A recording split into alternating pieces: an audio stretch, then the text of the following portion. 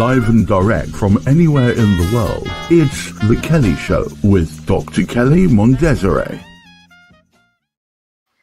Hello and welcome back to The Kelley Show. Real people with real stories in real time. And of course, I am Dr. Kelley Mondesire, talking to you today from sunny South Carolina. And this is a view of beautiful Beaufort, South Carolina, very close to my home here in Bluffton. And today I have a really special guest who's coming on. He's coming from behind the curtain. You might always hear me refer to Gareth Wax, who's my engineer and producer. And without Gareth, there would be no The Kelley Show.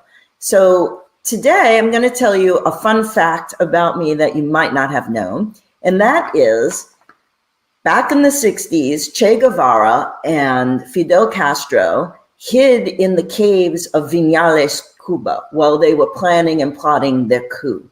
Well, today, those caves are open to tourists to traverse through, and you need to wear a lamp, a headlamp, and trust me, folks, it's dark in there, and if you fall, you're in there at your own risk. But however, in light of the hurricanes that we've been experiencing here in the south of the United States and also the Caribbean, this is where the residents of Vinales also seek refuge in these caves against the hurricanes. So that's your fun fact for today. You didn't know about me, that I do cave traveling and climbing, but I want to get to today's guest. Many people don't know what it is to be an adoptee, to seek out your parentage, what it's like to be a child in an adoptive family, but primarily also what it is to be an autistic person who's also adopted. Now, my special guest today, Gareth, is not only adopted, he's autistic, he's brilliant, I think he's a genius, he's gregarious, he's a sensational engineer, producer, director, creative musician, and he's also an expert on LinkedIn. So today, Gareth is going to tell his very special story, and I hope that you'll share Gareth's story with your friends, your family, and colleagues. So Gareth, please open up that curtain. Come on down to The Kelley Show. Wow, it's me in real life. Here's Gareth. He's like the Wizard of Oz behind the curtain. And Gareth, I'm just going to share with the audience how we met. We met online. Yes. We've never met personally in real life, which I hope happens one day soon. But we met through a networking group run by a mutual friend, Lee Tunney-Ware. And there was a LinkedIn presentation that I was asked to partake in, and you happened to be the engineer working your magic. And I was really impressed by what you were doing. And when I decided to do The Kelley Show, I had struggled with Streamyard, and I said, you know what, I can't do this. I'm a veteran of the television industry, having spent 22 years professionally putting massive events on the air. And I called you up and I said, Gareth, let's have a conversation. And you know what? It was a marriage made in heaven professionally, because you've got Heather. But you have really been the bones, the meat, and the muscles behind The Kelley Show. But in our developing friendship and relationship, I've learned so much about you. So, Gareth, today is your big opportunity to tell your story. And let's start with I Am Born. So where in the world are you presently? Just after the earth cooled and the dinosaurs had long since left, I was born to a Jewish cook, arguably the black sheep of his family, part of a large Jewish family in North London called the Godfreys, and a nurse was living at the time, I think, in Wales. Later on, I was conceived, and then through one thing or another, and I believe it followed shortly after his short stint as a milkman, someone delivering the milk. He crashed his milk float into a house and ran away, enlisted on the merchant navy and disappeared off. Meanwhile, I was adopted and placed into a children's home called Earlsfield House in London. My adoptive mother was the educational psychologist in control or helping manage that children's home. And she monitored me for a year, after which point she went through the formal process of adopting me. And 5 years later, she did something similar and adopted my sister. We grew up in relative luxury. Anyone who lives in Richmond, where I was brought up, Richmond's a very leafy, suburban, quite well moneyed and well cared for area, very low crime rate, nationalities from all over the world, everything from Japanese to French to Indian, Chinese, everything is there. Right beside the river is rather beautiful.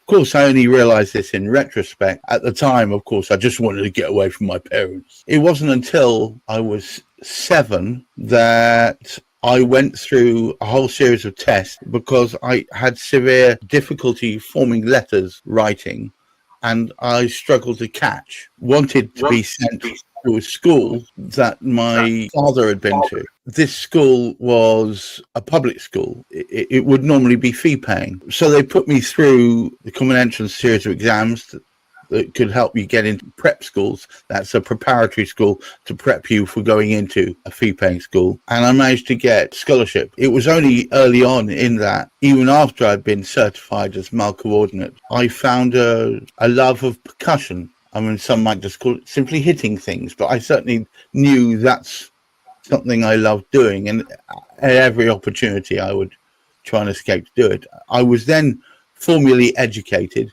starting with snare drum, eventually finishing up with timpani, playing in school orchestras and the like. And one day, when I was 10, the school bought a drum kit. I had its own music school, and I remember having gone through at least one set of skins by hitting them perhaps a little bit too hard. I realized that I felt better, happy, when I was hitting the things. And so it continued. And I actually had some formal tuition until I was, I think, 16, playing jazz and rock and funk and things like that. And we're still carrying on with marching band. And at 16, I formed a group of 9 boys was in this group.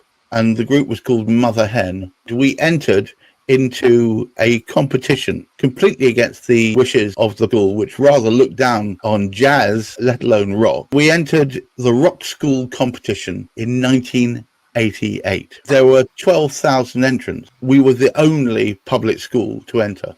We ended up winning the whole thing. That whole process, because there were multiple playoffs to get there, semi-finals, finals, was televised, and it was that which told me this is where I wanted to be. Now, I was supposed to going to Oxford and reading natural science, eventually becoming an engineer like my father and his father before him. But unfortunately, it wasn't to be, because I discovered girls and alcohol pretty much at the same time. The exams, I kind of didn't attend all of them, and eventually ran off with a band, spent the next 5 years living either in one-star motels or a smelly minivan. Think mum's minivan, but with 4 boys in it, very smelly. Through northern France, notably Dinard and Dinan, and also then through parts of southern France, notably Marseille and even Lyon.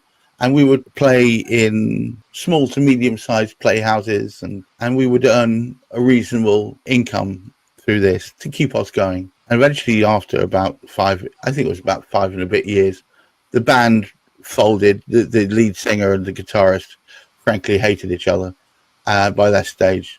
And there were many occasions where we would turn up on stage, and by the third track, they would be throwing things at each other. It was just ridiculous. Gareth, I'd like to go back to the adoption story. You had told me once that you found your biological father, and it's one of those stories that you see on television, but you just can't believe it's real. But however, it was televised. Can you go back and tell us a little bit about that? Well, I have to go back a little bit before then, because I'm of Jewish origin. Recently, I did my DNA test analysis. It turns out that I'm 70% European Jew. So there's no doubt of my ancestry, whether I like it or not. I'm of Jewish extract. There are genetic born diseases, most notably Tay-Sachs. So if a Jewish man and a woman conceive a child together, theoretically they could have a child that will wither away and die before its 5th birthday, which is a terrible thing to happen. And so you want to check compatibility. That then threw other questions into the hat, so to speak. What was my background?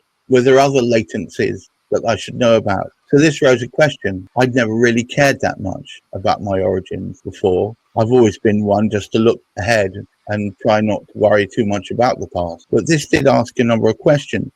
And about this same time, there was a lot of interest on Channel 4 about this very topic.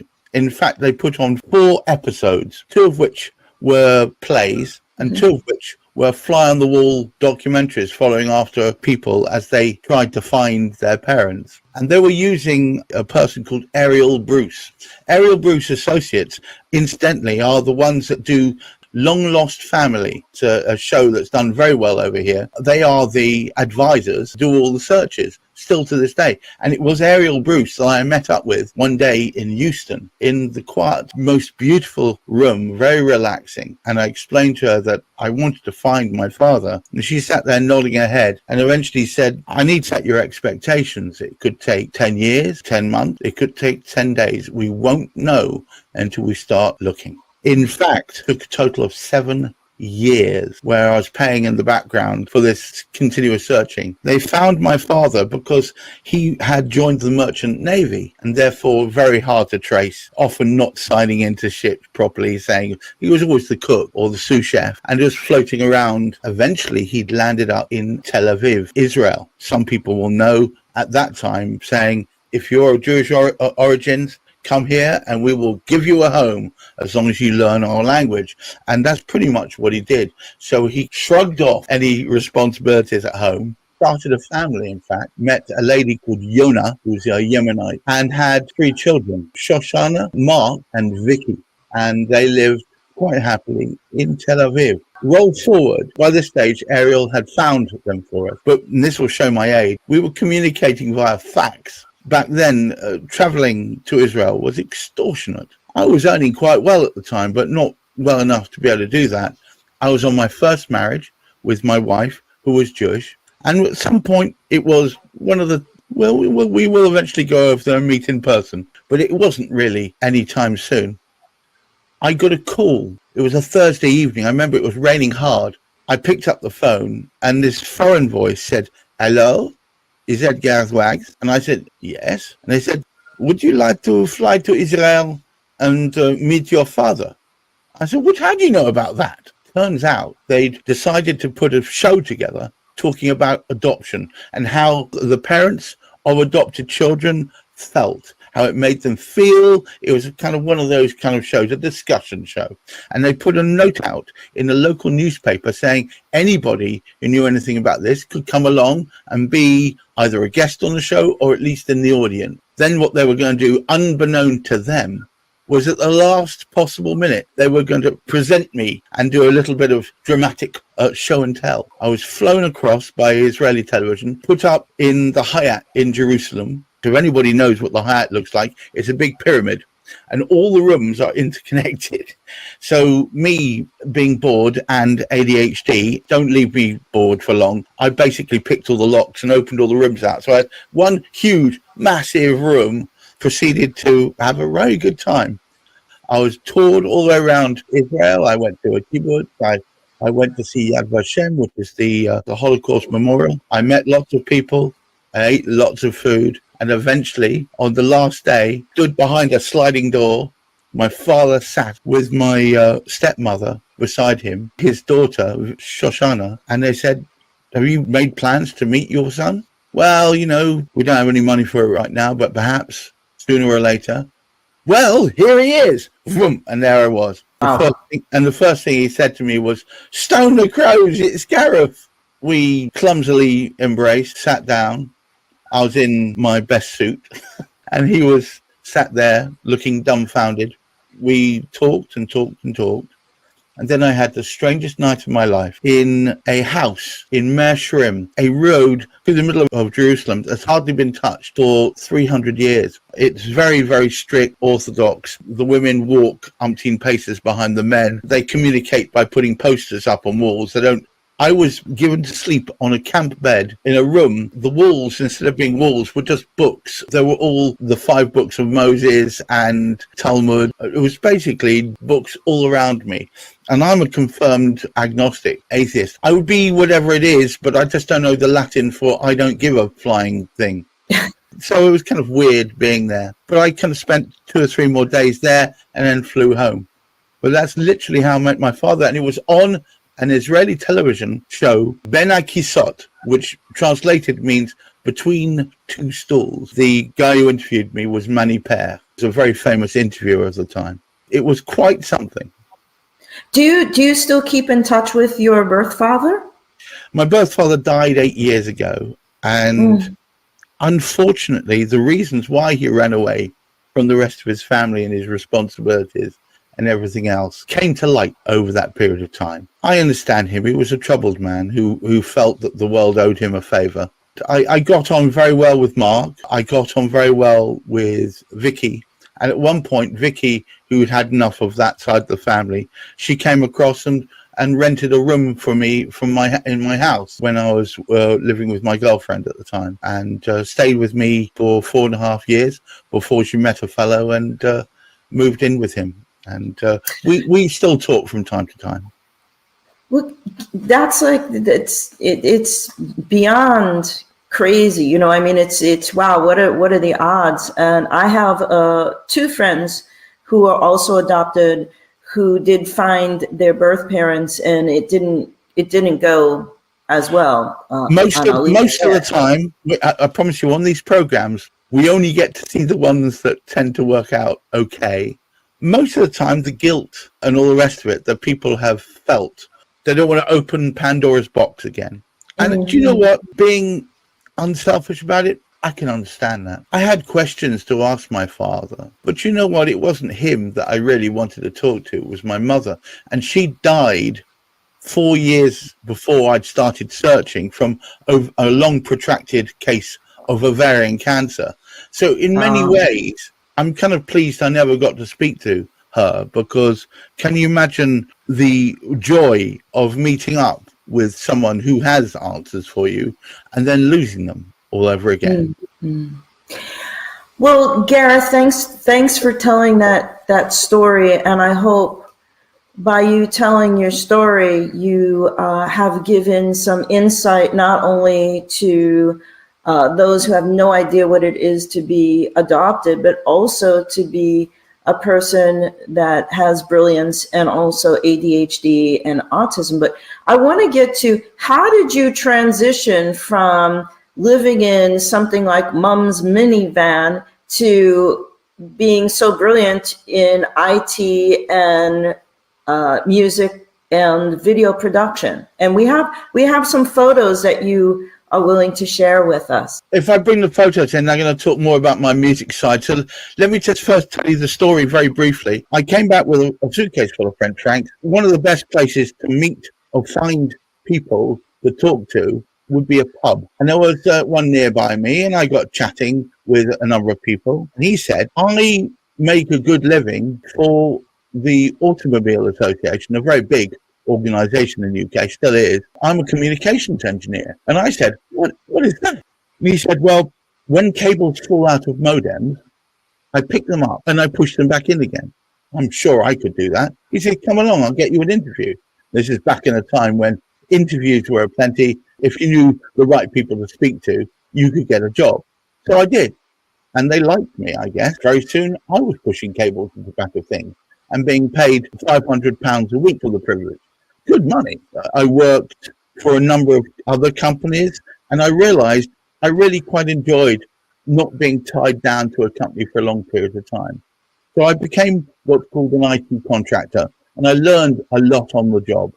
Gradually, as I went by over the years, and this is over nearly 20 years worth, I took exams. I realized that very quickly I was really interested in routing and switching and infrastructure. That's how everything is cabled together at the back end, not the physical cables, but the bit that directs all the traffic around. And so I started taking exams, and before I knew it, I became a Cisco certified engineer, specifically CCNA, CCNP, and even took a CEH exam, which is a certified ethical hacker. That's to say, I'd learnt from the point of view of doing penetration testing to see whether you could break into somebody else's defenses. Obviously, it's for them paying you. And for a while, I enjoyed doing that sort of thing until one day I'd really had enough of living out a suitcase and just being away from home all the time and just forever traveling. And I decided that I needed to stop that. I really did. I gathered enough money that I could take a small break. I was looking around for other things to do. I was performing a bit of music, met another guy in a pub, and he said, I'm looking to start selling Cisco equipment. Would you fancy joining? I said, I don't know anything about sales. I'm a technician. Oh, no, you'll be fine. Just come along and make the tea. So I did that. And 4 years later, I think I'd become commercial sales director. We'd moved from there were originally only 6 of us. By this time, there were 38 of us. And I had my own team of 27 salespeople. I did that for a few years. Then the company was bought. I went my own way. And I joined a few other outfits, just doing commercial sales. I even worked as a Cisco funded head for a while. That's to say, they popped me into various locations around Europe to help people learn how to sell Cisco equipment and software more effectively. Till eventually I ran out of interest, I think. I really wanted to do my own thing. I kept spotting opportunities and not quite capitalizing on it. I decided to one day, and me and a friend wrote some software. I was really into underground dance raves at that time. I liked attending them. I'd become friendly with the DJs, and I started playing a bit of percussion for them. I really enjoyed that. But they always suffered from paper-based systems for monitoring who was on the guest list and who wasn't. I designed and rewrote a system for doing that, which we eventually sold. I came up with a system for monitoring blood testing because it takes 5 minutes to do each test, and there was no way of monitoring how many people had come in, how successful they'd been, and so on. By this stage, I was with my third wife. She's a phlebotomist by trade, so she takes blood, and she worked for the NHS. The NHS loved her so much because she was very good. She still is. She's brilliant. We have some photos of you. If you could just tell us briefly about your music and many purple hats. Let's go through some of this media. This is me in my guise as DJ Bongo, all dressed as a pirate. There's a show I'm doing on the 9th of November this year. I'm DJing, but I play live percussion. That's the draw, if you like. It's not just somebody spinning discs, and that goes really well. I'll have 200 or 300 people bouncing up and down, and I can't wait. That'll be great fun. If you've come across Edinburgh Fringe Festival, the largest fringe festival outside of Edinburgh is the Shaftesbury Fringe Festival, and we were performing for 3 nights there. This is one of the posters for that with my band, which is called Encrypted Love. In fact, if you look at encryptedlove.co.uk, you can find out more. We've got an album out, which is called Red, and here are the bands there. That's Indra Red in the middle, and that's Dr. Dale. He's a doctor of music. We perform something called Power Pop, which is prog rock mixed with pop. It's good fun, upbeat and bouncy, and people seem to enjoy it. I've got lots of hats. I've over 130, I think, at last count. But there I am performing. You can see I'm performing there. This is me giving a talk. This is me out giving another talk. And this is my logo. And if you can see that the first letter of each word is MPH. MPH, vroom! That's why I like to help you with it. Get a zing in your tail and promote you and get more people to understand why you do what you do. My darling wife, without which I would be a pale, pale shadow of myself. We got married in Vegas, or what I like to refer to as the best 8 minutes of my life. When we got back to England, I rented a 18th century galleon, got one of my best friends here who's dressed up as a pirate, and we had a party with about 60 people, all dressed as pirates. And there's Heather, and both of us dressed as pirates. That's my mother-in-law, which unfortunately passed on 5 years ago. She was my best friend, a wonderful woman. Most people think that I love the color purple. It's not, I don't mind it. It's not particularly my favorite. My favorite color is yellow. It's my hat band. But it is the opposite end of the color wheel to purple. And Heather's favorite color, as you can see by her hair, is purple. She is my purple-haired mermaid. And without her, I wouldn't necessarily know when to empathize or when to sympathize or when to be compassionate, because I don't read people well. And that's part of being neurodiverse. I only really found out about 10 months ago when a lady, Mandy Elliott, who specializes in doing these things, gave me for my birthday present, for my last birthday, gave me a weekend of tests where we tested every aspect of my personality and how I work and how I deal with assimilating information. And she came to the conclusion that I'm ADHD, dyspraxic, dyslexic, and autistic. All of this was a slight shock to me, but actually helped me understand why I see the world the way I see it and why it confuses me. Heather is also ADHD, but also dyscalculia. She has difficulty with numbers. Well, you've just answered the question I usually ask all of our guests, Gareth. You jumped the gun on me again. Oh, I'm so sorry. That would be, that's okay. Look, it's you and me. It's our conversation here today. And it's the who, what, where, when experience you would be most grateful or thankful for. And it is Heather.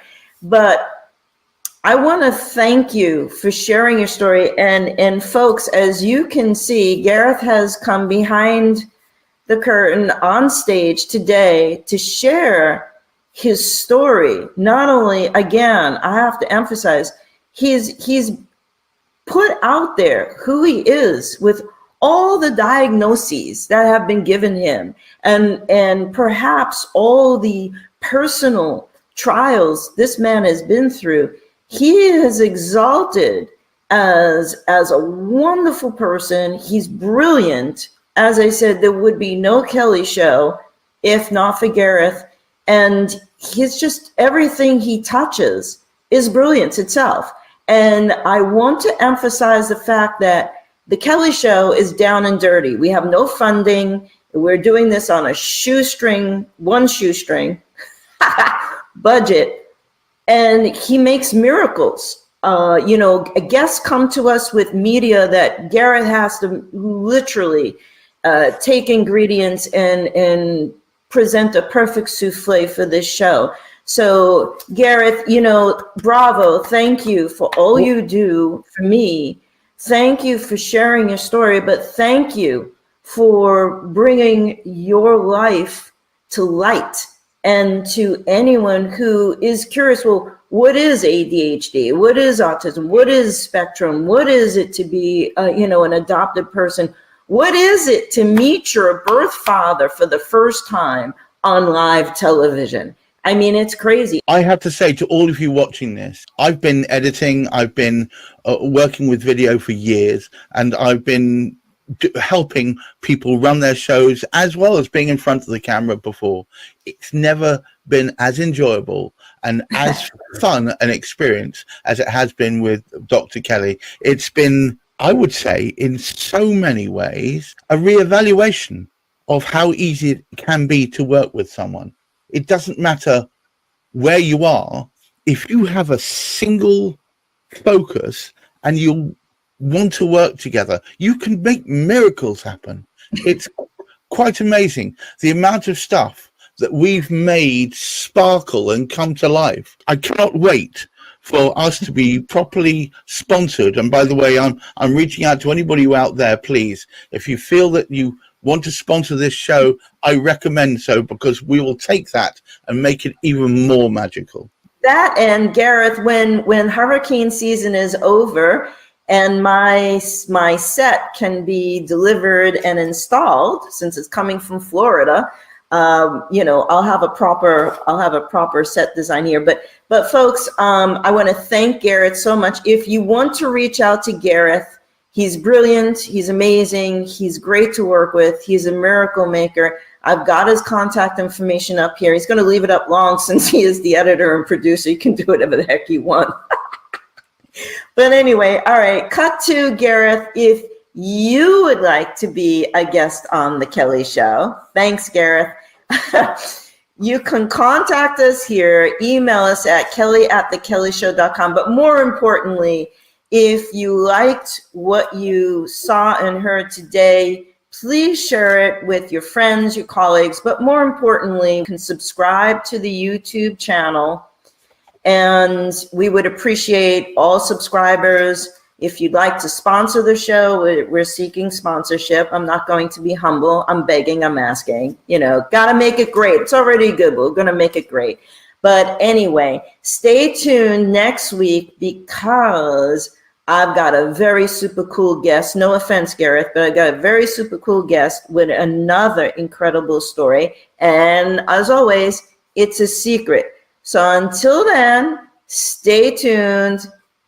Peace and love. Gareth, take it away.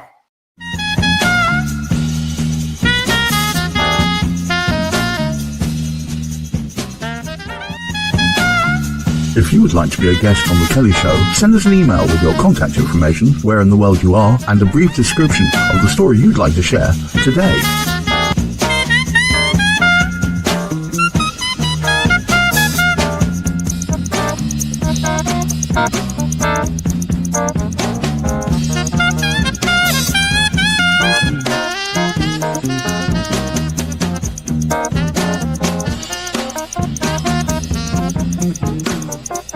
Thank you.